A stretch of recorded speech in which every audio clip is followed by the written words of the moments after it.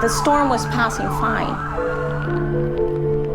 You know, we were like glad everything was going fine. There was no flooding here, no nothing. And then next thing you know, I see like water just coming in like a tidal wave.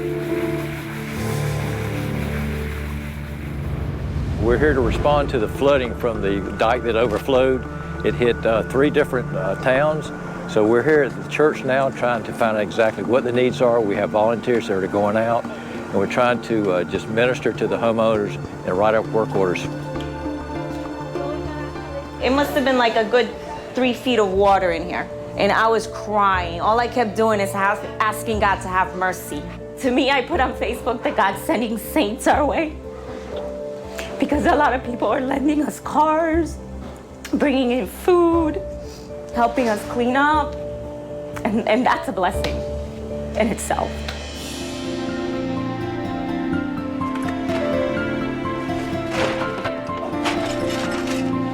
I know God's watching over us, and I always pray that no matter what happens, God's gonna give us back everything that was taken from us, because He uses all the bad for the good.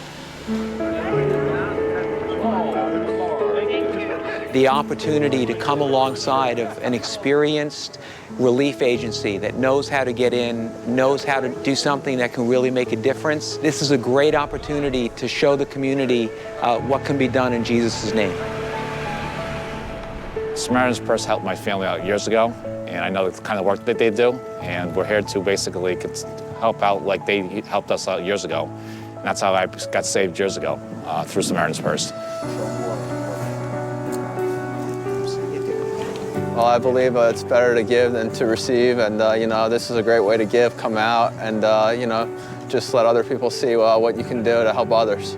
If there are people that are interested in helping, please do show up, because there's a great need. There's a lot of people here that basically are without houses, power, electricity, and they do need to see the love of the Lord. Yes. Thank you very much. God bless. You guys have no idea how much I appreciate what you guys did. God bless you. Everybody who's here.